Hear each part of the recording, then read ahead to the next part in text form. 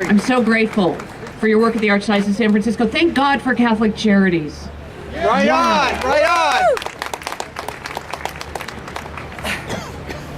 There is a war on women around the world, and it takes a lot of different forms. Forced abortion and human trafficking in China, gendercide, the abortion of female babies when male babies are deemed more acceptable. We care about women. We care about all women. And Reggie Littlejohn is a wonderful example of that.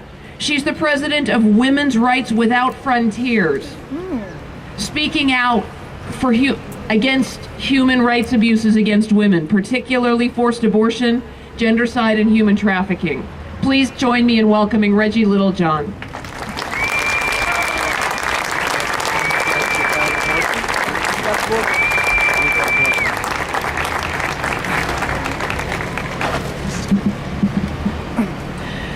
I'm Reggie Littlejohn. I'm an attorney and president of Women's Rights Without Frontiers, an international coalition to combat forced abortion, gendercide, and sexual slavery in China, but also from encroaching into the United States. Freedom of religion is the bedrock of our democracy. It is a precious legacy that people died to create, and if we have to die to defend it, we will!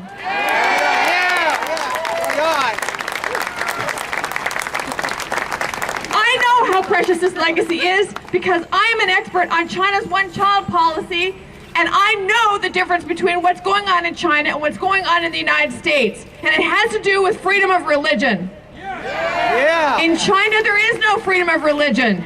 In China, you have to be a member of a registered church in order to worship. And if you're a member of a registered church, that means that the Religious Affairs Bureau of the Chinese Communist Party gets to pick who your priest or your pastor is, and they will only pick people who are religiously, who will only support the Chinese Communist Party above the Lordship of Jesus Christ.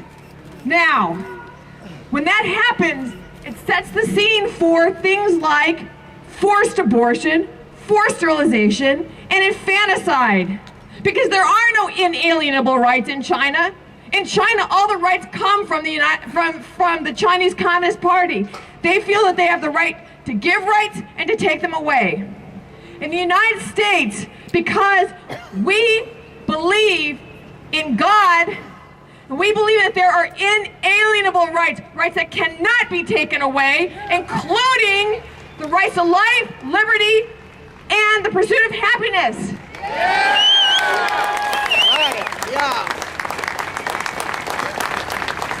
In China, they have forced population control. It is done through forced abortion, forced sterilization, and infanticide. These forced abortions can occur up to the 9th month of pregnancy. Women are dragged out of their homes in the middle of the night, strapped down to tables, and forced to abort babies that they want. These procedures are so violent that the women themselves often die along with their full-term babies. The doctors in China have no freedom of religion. They have no choice. The doctors are forced to force women to have these abortions and sterilizations. The Chinese Communist Party states that it has prevented 400 million lives through the one-child policy. That is greater than the entire population of the United States. And in the Copenhagen Climate Summit, they boasted that this was their contribution to the fight against global warming, the elimination of 400 million lives. Unbelievable!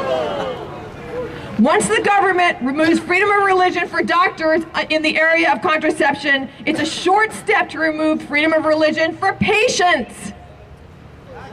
If our government is willing to force doctors to prescribe contraception, which some of these contraceptives are not, they do not prevent contraception, they actually kill a fertilized egg and embryo, so they are in fact abortifactants, okay? If they are willing to force our doctors to prescribe these, then will they be willing to force patients to have abortions 20 years from now?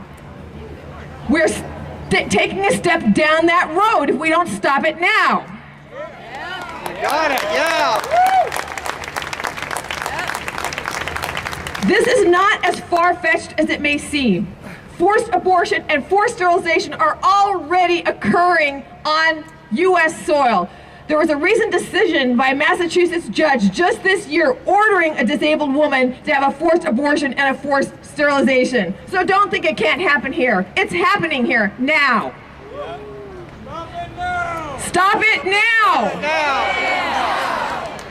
Ted Turner of CNN has repeatedly declared that he thinks that the United States should have a one-child policy. And a former Planned Parenthood executive just last August stated that unless the U.S. enacts China's one policy, there will be, quote, "The world is doomed to strangle among the coils of pitiless exponential growth." I challenged Planned Parenthood publicly to repudiate this statement if they disagreed with it. They said nothing. Now wake up, America. The United States is indirectly funding forced abortion, forced sterilization, and infanticide in China through the UNFPA and through International Planned Parenthood, both of whom have been working hand in hand with the Chinese Communist Party coercive population control machine for 30 years. If our government is willing to collaborate with coercive population control in China, we are naive to think that it will never happen here. We must stand for freedom of conscience now. Thank you. Right on.